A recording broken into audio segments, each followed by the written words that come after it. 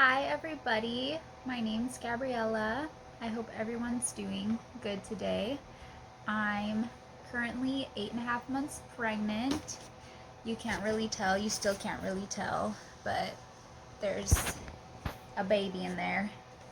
And something really unique about me is that I have type 1 diabetes. I've had it since I was 4, so I don't really remember like being normal. So I've always had a lot of things to think about throughout my life.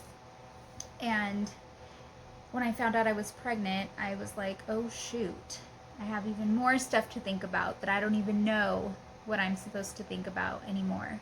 So I'm basically making this video because I wish that I had a video like this to watch, or someone to tell me these things, like when I first became pregnant or even before I even became pregnant. I feel like girls should just know, who have type 1 diabetes, like what you need to think about, like the responsibilities, the extra responsibilities you have when you become pregnant to take care of yourself, but most importantly to take care of your baby, because I was not good at taking care of myself at all. If you know what an A1C is, that's kind of like the number that everyone judges you on when you're diabetic, or even when you're not diabetic, you still get your A1C tested. And for like people who aren't diabetic, I think their A1C should be around like 6, 7, under 7 definitely. And when you're diabetic, it's harder to control that because you don't make insulin, and insulin is what turns all the sugar you eat into energy. So when your blood sugar is really high, your A1C is high. So that number is basically what your blood sugar is over 3 months. So like I said, it should be under 7. And when you're pregnant, they really want it to be under 6. So, because there's a lot of like risks and factors that if your blood sugar is high, it can really hurt the baby and you won't have like a very good pregnancy. So luckily I've had a good pregnancy. But when I found out I was pregnant, I was really scared because so I got pregnant like end of December, early January. So in 2019, like the end of the year, I think the last time I was like hospitalized was in September of 2019, and my A1C was 17.2. And that's just so bad. It's really, really bad. I would never check my blood sugar. I would never give insulin. I'm not on a pump, I'm on injections. So there's 2 types of insulin that I take. One that's long acting, so it lasts all day long, and one that's short acting that lasts, like if I get a blood sugar spike and I need to bring it down, I would take a shot for that to correct it really quick. Or if I eat or drink anything, I would have to take a shot for that so that my blood sugar doesn't go up, and I wasn't doing any of that. So when you don't do that, you get really sick. I was really skinny. I was hungry all the time. I was thirsty all the time. I was going to the bathroom all the time. Kind of like when they first found out I had diabetes, all those symptoms just came back because I was literally acting like I was a normal person when I wasn't. So it was really, really bad. And so I knew that I didn't know much about what you have to think about when you're pregnant and with diabetes, but I knew that where I was not in a good place at all. And so over the past like 8 months already, I've been doing a lot of research to like try to be as healthy as I can be, especially for my baby, because that's literally the one thing that changed my life. Is like I never really thought about myself. I never really cared. Probably why my A1C was 17.2. But I really am trying to do a lot to bring it down, and I have brought it down a lot. So I'm just going to go over like the risks and kind of like the struggles and the responsibilities that type 1 diabetic women have to think about when you're pregnant. So here we go. I have like a big paper because I'm really bad at like remembering stuff. So yeah. first of all, type 1 diabetes. It's not very common at all. And you hear a lot of people say I'm diabetic. Usually it's because they're overweight or they just have other issues and they get diagnosed with type 2 diabetes. Or there's the type of diabetes that pregnant women have just during their pregnancy, and then when they have the baby, it goes away and they're normal again. But I have type 1. So usually you're diagnosed when you're a child. Not all the time, but usually you are. I was diagnosed when I was 4, and I'm 24, so I've had it for almost 20 years. It's going to be 20 years in February. So I've had it for a really long time. And out of all the people that are diabetic, type 1, type 2, gestational when you're pregnant, only 5% of those people have the type that I have. So it's not a lot. And out of all the pregnant women, only 0.5% have the type that I have. So if there's like 200 of us pregnant ladies in the room, I'm the only one who's going to be type 1 diabetic, which is kind of scary, which kind of makes sense that there's not a lot of like videos or information. Oh, sorry. My puppy just jumped on my bed. There's not a lot of information out there, which is kind of sad. So I really wish that like the doctors would have informed me more, because throughout my whole life, like I haven't really been in control at all. The last time my A1C, the last time my A1C was under 8 was in 2006. So that was 14 years ago. And it wasn't even still that good. It was under 8, so it was still over 7. So all the time my doctors would just tell me, just don't get pregnant. And I would be like, why? Like, what's gonna happen? Like, I want kids. Like, I want to be a mom. Like, I never really knew what I wanted to be when I grew up. Like, I have a lot of interests and stuff, but I never really had like a career goal, but I always knew I wanted to be a mother. So doctors discouraging me to get pregnant was like something really saddening to me in my life, because I didn't know why. They never really told me. They're like, it's just bad. Like, don't get pregnant because it's bad. So I want to lay everything on the table here. If you're thinking about being pregnant, or if you are newly pregnant or pregnant, then this is the stuff that no one ever told me that they should have told me.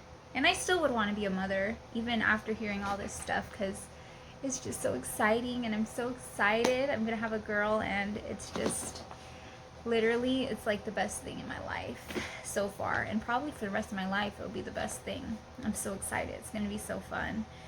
But anyways, like I said, the doctors would just tell me, don't get pregnant. Like, you don't want to be pregnant. It's so bad. And long ago, before they even invented insulin, like if you had diabetes, like basically getting pregnant was not in the cards for you, because there was like, they didn't have insulin, like, and if you did get pregnant by any chance, then basically you knew your baby was not going to make it, or maybe even you might not even make it. But now you can be healthy. I'm healthy. My baby is perfect. Like, I'm not saying that because she's my baby, but she's a perfect little angel. She has no problems. She hasn't had any problems even from the start. And that's because we have like maternal fetal management. So I go see a special doctor because I am considered a high risk, really high risk pregnancy. And I'll tell you why. So we have these special doctors to help us throughout our whole pregnancy. We have insulin therapy, which basically means we have insulin shots to give ourselves, or some people are on a pump, which it's the same. You get insulin that way. It's just in a different way. And we also have NICUs, which are neonatal intensive care units. So when your baby's born, they get extra attention. Whereas like long ago they didn't have those things. So there's a lot of things to help you nowadays, which is great, and it kind of like eases my mind a little bit that we have so much technology and help out there. So basically I'm just gonna go into like the risks.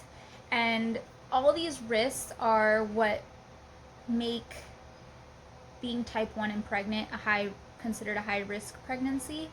And just, I don't want to scare people, because this stuff, it hasn't happened to me, or it hasn't happened to me yet, but it's just to put it out there. And a lot of these risks are based on if you have really poor control. So if your A1C is like over 10 throughout your whole pregnancy, like this stuff could really happen. We all know miscarriage, so that's when you lose your baby before 20 weeks. And then you can still lose your baby even after 20 weeks. It does happen sometimes, and that's called a stillbirth. So it's kind of scary to think about that. And even I did some research from different websites, and I saw that being type 1 diabetic, you're 5 times more likely to have a stillborn child, which is really scary. But as long as you just keep everything under control and just monitor everything really closely, then these things are not likely to happen to you. Okay? So there's also birth defects. So the way the baby develops, if you have really bad control, that could affect the way their brain develops, their lungs, and especially their heart. So throughout my whole pregnancy, they've really been keeping a close eye on all of the baby's, what's it called? Like the most important body parts. So like the brain and the heart, especially the lungs, the tummy. They just monitor all of that stuff. And like I said, so far, I haven't had any problems. It's been a really healthy pregnancy. And these next two things, even with good control, type 1 diabetics, this just kind of happens to them. So I'm like mentally prepared for it, but I don't know. I don't think it's going to happen to me just because I have good positive vibes out there. But preterm delivery, so that's when you have your baby before 37 weeks. So when you're at 37 weeks, like your baby's ready to come out. Usually your due date is at 40 weeks, but if you have your baby before 37 weeks, it's considered preterm. I'm scheduled to be induced at 39 weeks, so at the end of September, if everything goes smoothly, which it has been going smoothly. But I have seen a lot of type 1 diabetic moms who had their babies at like 30 weeks, 32 weeks, 34 weeks, because they developed issues or they just needed to get the baby out early. So let's see. So yeah, the like statistic is 1 in 4 type 1 diabetic pregnancies result in preterm delivery.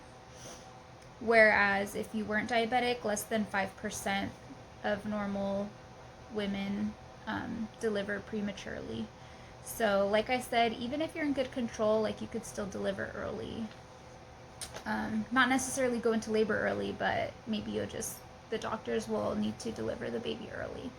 So it's not too scary because they have the NICU and they really take care of the babies and make sure they're healthy and stuff, and make sure you're healthy too. So that doesn't really scare me too much. Also, there's this thing called macrosomia, which basically just means big baby. So the first thing that people have told me were like, oh, you're diabetic, doesn't that mean you're gonna have a fat baby? I didn't know, but apparently we're more prone to have larger babies. So basically insulin, it's a growth hormone. So people who take insulin, or like type 1 diabetics who like take a lot of insulin, they tend to like, it makes you gain a little bit of weight, and it also makes your baby grow a little faster. So the babies come out a little bit bigger. And even if they come out like 7 pounds, 6 pounds, they were probably delivered early. So if they had stayed inside of your womb until the 40 weeks, they would have been pretty huge. So I've seen a lot of stories that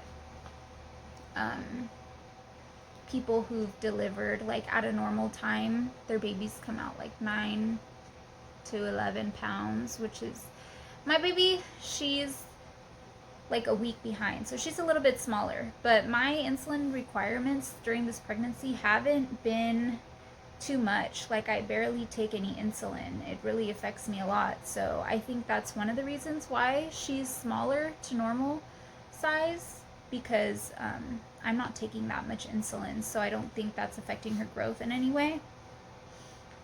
But that's just something to think about. And so when you do have a bigger baby, and they're measuring your baby all the time, they're measuring into making sure that your baby's growing correctly, and measuring to see like how far along, if the baby's on track. Once the baby hits a certain weight, then they kind of decide, okay, let's take them out now, because they're at a good weight.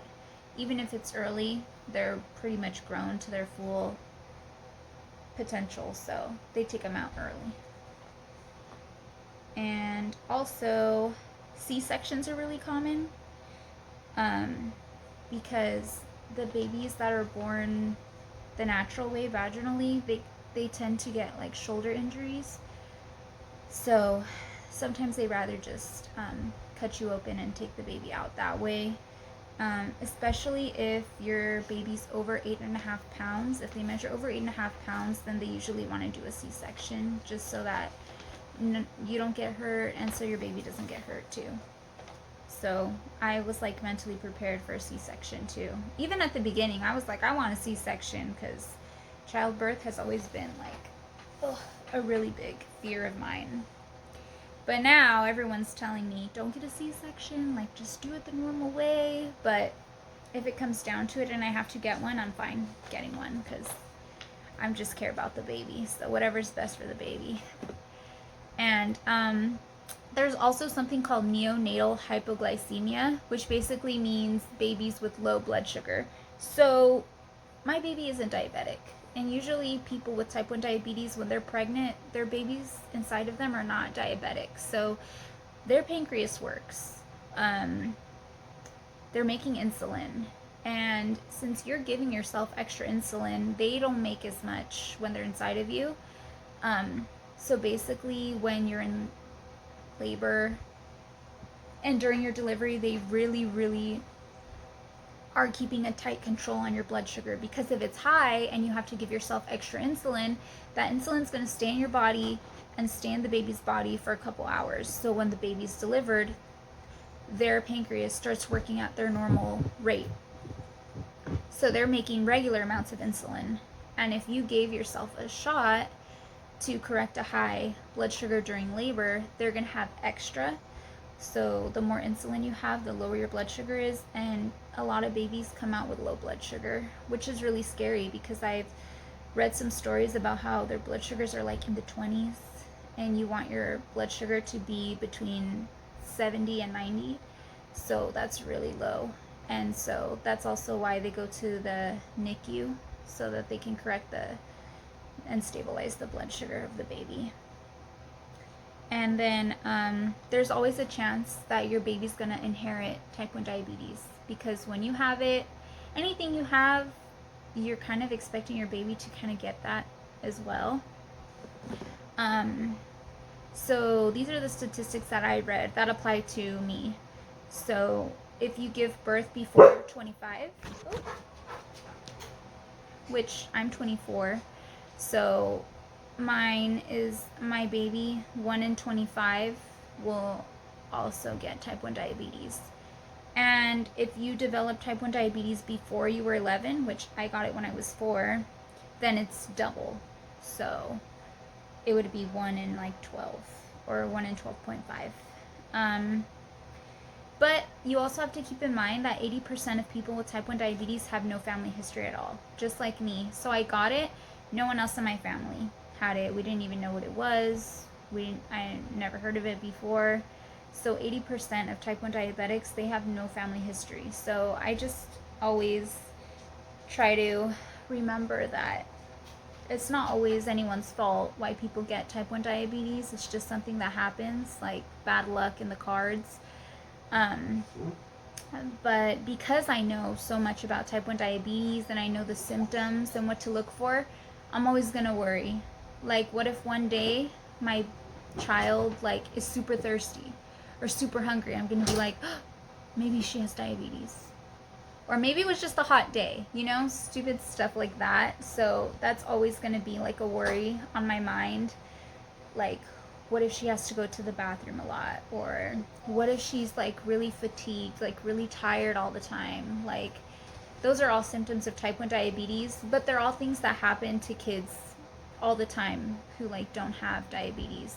So that's just always going to be something in the back of my mind, on top of like the regular worries that regular moms have about their kids. So that's just something I'm going to have to deal with. And I'm ready, but it's okay. We have good, positive vibes, and we're hoping everything's going to be good. So then I just wanted to get into really quick a couple risks for moms that get pregnant when they have type 1 diabetes. And that's that if you have pre-existing complications, they could get worse. So like your vision, like I wear glasses, I've worn glasses for a long time, my vision's already really bad. A lot of moms or pregnant women say that like their vision becomes way worse when they get pregnant. And I haven't really noticed a change. Like my vision's always kind of been bad, so I haven't noticed a change in myself. But if you have other problems too, they could worsen. And again, that's like if you have bad control. So I've kind of been keeping a really tight control on myself, so maybe that's why I haven't noticed a change, but it could happen. There's also a higher chance of preeclampsia, which basically is a combination of high blood pressure and protein in your urine. And this happens after 20 weeks. It could even happen after you already deliver your baby, but it's more likely to happen if you have type 1 diabetes. So they just keep a really close eye on you and your blood pressure and your protein levels throughout your pregnancy to try to avoid that developing. So I haven't had that yet. My blood pressure's been really good. Usually type 1 diabetics naturally have high blood pressure, which I don't. I've always kind of had a lower blood pressure. But sometimes throughout your pregnancy, they'll prescribe you some baby aspirin to kind of lower your blood pressure, which they prescribed it to me, but since I already have low blood pressure, I don't really take it. So there's that, which can help reduce the risk of getting preeclampsia, because I heard that's really bad. And if they find out that you're developing it, they deliver the baby right away. So that's another thing that would determine whether you have your baby early, is if you develop preeclampsia. And just another statistic that I read is that less than 10% of people who don't have diabetes get it, and more than 15% of people with type 1 diabetes get it. So it's not quite double, but almost double. I haven't gotten it yet, and there's a lot of type 1 diabetic moms who don't develop it, so I'm not really worried about that. Another thing that I haven't really had to worry about is insulin resistance. So basically, for some weird reason, in the beginning of your pregnancy, you make certain hormones that kind of like make you start making insulin, which we don't know why. It's just an effect that these certain hormones have. So in the beginning of your pregnancy, usually it's before, let's see, it's like in the first trimester, you'll have like low blood sugars or lower blood sugars, which that did happen to me because like I said, my A1C was 17.2, and after I had gotten pregnant, it went down to 14, and I didn't even know that I was pregnant yet. So after I found out I was pregnant and I started really being involved with my health and taking control over my health and my body, there's my alarms. What was I saying? Yeah, so after I did find out I was pregnant and I knew my A1C was 14 now, I had to make it go down even more. So I started taking better control, and I have gotten it down. I'll talk about that right after this. But yeah, in the first trimester, start kind of making insulin. So your blood sugars are going to be a little bit lower. But then after the first trimester, so in the second and third, you start making more hormones that you do in pregnancy, and they cause your insulin to not work as well. So it has like the opposite effect, which causes you to have high blood sugars, which is really bad. And yeah, your doctors will want to up your insulin, which my doctor was like, yeah, this week we're gonna up your insulin. By this time you're gonna be taking double what you take. By this time you're gonna be taking triple what you take. And every pregnancy is different, and this is just like kind of like the common knowledge, I guess, or the general information that I've researched and read and that I've been given. But it doesn't happen for everyone, and it hasn't happened for me. I barely take any insulin. Like, I haven't had any insulin resistance, which is good because, I mean, being diabetic, it's still hard to control my blood sugar because I am like faced with so many lows, like throughout my whole pregnancy, and I'm 8.5 months pregnant now, so I'm almost done. I've been low all the time, every day, and that just doesn't feel good. Like, people ask me, what does it feel like to be low? And honestly, all I can tell them is that it just feels like you're really drunk. You don't feel in control. I kind of like, I always want to cry when I get low. I just want to lay there and cry, and I want to go to sleep, and I just feel so out of it. You just don't feel good. I'm actually going to have a juice right now because that alarm you heard was telling me that I'm low. But anyways, it just doesn't feel good. And you I guess you start acting weird or whatever. But, yeah, it's just not good. But a lot of people, they have to take more insulin because their blood sugars kind of stay high and the insulin doesn't work as well. So another thing that you have to do when you're pregnant with type 1 diabetes is really watch what you eat, because already certain foods are going to make your blood sugar spike, and if your insulin's not working great, they're going to get even higher. So a lot of things that I've done is I try not to eat a lot of carbs to avoid that. I really lost my appetite throughout this whole pregnancy, so just eating in general is like really hard for me to do. So I just try to eat a lot of at least get in some calories, so eat low carb foods that still have calories, and try to eat a lot of protein and fat, because I have like a really hard time gaining weight. And I think it's part of it's because I don't take a lot of insulin, so insulin kind of helps you gain more weight too. But yeah, so those are kind of all the scary stuff that I had to say. Sorry, these Capri Suns have been like my best friend throughout this pregnancy, and I've kind of like grown to hate them. Like, when you hang out with someone too much and they start getting annoying, like these juice boxes are so annoying. I probably drink like a whole case of them every day, so that's one of my pregnancy essential items, is like always have juice boxes with you. But along with being a high risk pregnancy, those are like all the scary stuff, like I said, and there are pros too.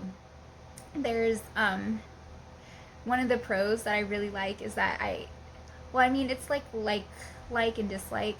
I have to go to the doctor all the time, and they're always monitoring the baby. So I have a lot of ultrasounds, and I have so many pictures. Like, I taped all my ultrasound pictures together, and it's like 1,000-foot long strip of like pictures of my baby that I get to keep forever. And usually throughout your a normal pregnancy, like, you don't get too many of those.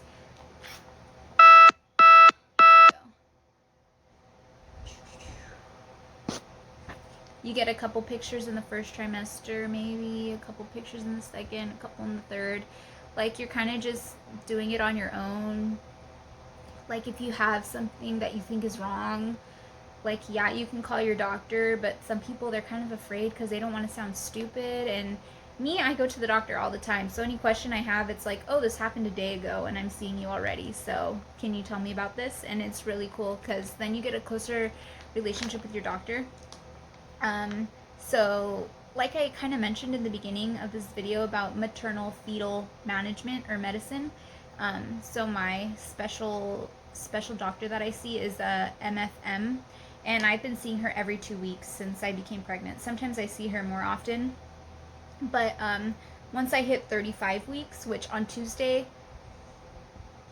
yeah, on Tuesday I'm going to be 35 weeks. So I'm going to start seeing her once a week. Just she monitors the baby's growth and development, which, like I said, has been super good this whole time. So I'm really glad that I've been seeing her so much, so that it just kind of eases your mind that your baby's growing and that your baby's on track.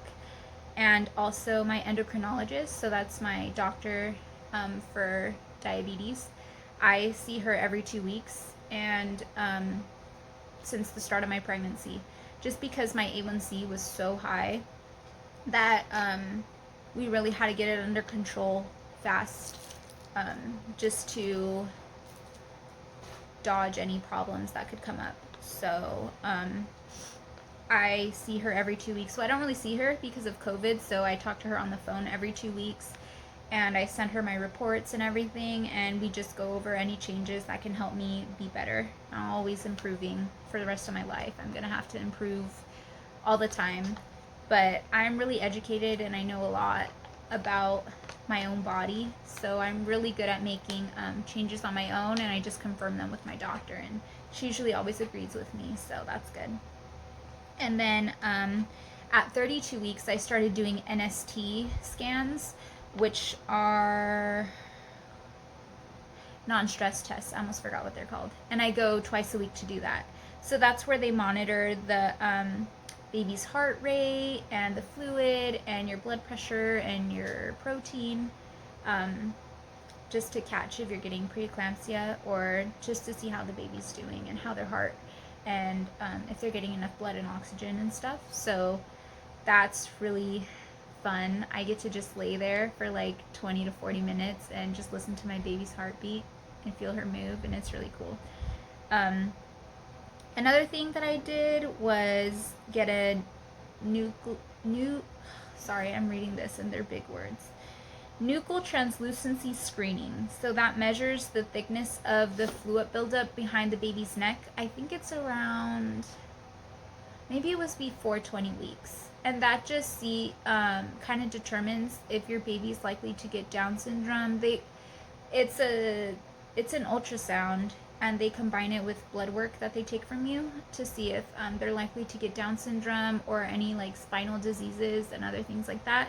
And like I said, my baby was fine. She was looking good, so those aren't in the cards for her. And also I got an anatomy scan. So they do another ultrasound again. That one's really long, but it's really fun. And my ultrasound techs always are really good at explaining everything to me. They basically measure every single body part of the baby, inside and outside. So the arms, the legs, and then the inner body parts like the stomach, the brain, the heart. And that one's really fun. You learn a lot. And you also, not all the time, but I got this just because I feel like I've been being even more closely monitored, just because like I said, my A1C was so bad at the beginning. Even though I kind of like took the reins on it and it's good now, it was so bad at the beginning. I can't even believe it. Like, never again in my life do I want to be where I was. It was just really bad. Not only physically, but like mentally, I was not in a good place, because it's like, why don't you want to take care of yourself? It doesn't make sense. But now that I have to take care of myself to take care of someone else, it's a little bit easier and less stressful, I guess, because I just like taking care of people. Like, I kind of like think of people more than myself. So, anyways, what I was saying is I got a fetal echocardiography scan.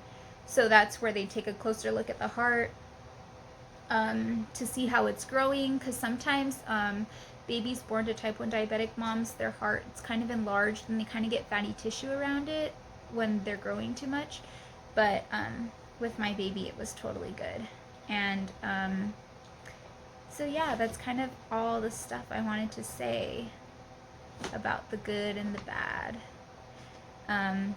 Like I said, my A1C, the last time it was under 8 was in 2006, and in 2019 it was 17.2. At the end of January it was 14.5, and then I found out I was pregnant, and I kind of was just like, okay, I need to check my blood all the time. I need to get a CGM, which is a continuous glucose monitoring system, which I have now, which checks your blood every 5 minutes. So instead of having to stick your finger every 5 minutes to see what your blood sugar is, it's this thing that keeps ringing on my phone telling me what my blood sugar is.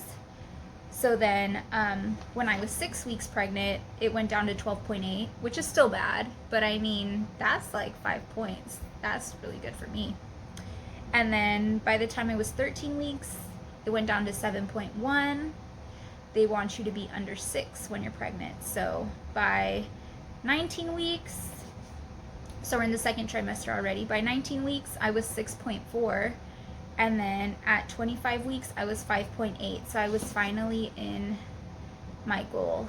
It took me 25 weeks to achieve that goal, but I did it. And I'm really proud of myself, and my doctors are really proud of me too. And I'm probably going to get my A1C tested next week when I go to the doctor. So hopefully it'll be even lower, which will be even better, and hopefully I can maintain it. But like I said, a lot of things that I used, like resources around me that I used to help lower it, was seeing the doctor all the time, using the blood sugar sensor that I wear, checking my blood sugars, and also like responding to them, because it's one thing to check your blood sugar and know what it is, but it's another thing to correct it. Or like if you're low, drink a juice. If you're high, do an insulin correction, stuff like that. Also pay attention to what you eat. So I don't eat carbs, I don't eat fast food, I don't drink anything except for water unless I need a juice. I just really try to pay attention to stuff that I'm putting in my body, because that has a lot of effect on my blood sugar. So I just rather not, like, I don't eat candy. A couple times during my pregnancy I have eaten fast food because people have like brought me food, or if I have been to someone's house and they don't have what I usually eat, I'll eat it. But it's just been like the worst decision of my life. Like I had a small fry from McDonald's, and it just made my whole day so bad. Like my blood sugar went up and did not come down. So any little thing like that, I just rather avoid it. But other than that, I guess you could say my pregnancy's been good. I haven't had nausea at all. I barely look pregnant. Just my energy levels have been really low, and it's been really hard for me to kind of do anything. That's why I'm kind of grateful about COVID, because I lost my job, so I had to be home. But I feel like if I was working, like, I would not be, I don't know, I wouldn't be able to do it. Like, I'd have to make it work, but it would just be so much harder. Like, I'm home all the time, so like my health is like what I have to focus on. Like my blood sugar is being monitored every 5 minutes. So like if I was working, I would just have too many distractions, and I'd get even more stressed, which affects your blood sugar even more. And so I'm just kind of really thankful that I lost my job and that I have to stay home, because I can just focus more on myself and on my baby. But yeah, my energy levels have just been really, really low. Like it's hard for me to do anything, just walking up the stairs. And then I used to live in a 1-bedroom apartment on the 2nd floor, so I'd have to walk the stairs all the time, and that was just horrible. And then I recently, okay, sorry. And then my alarm just keeps ringing that I'm low, but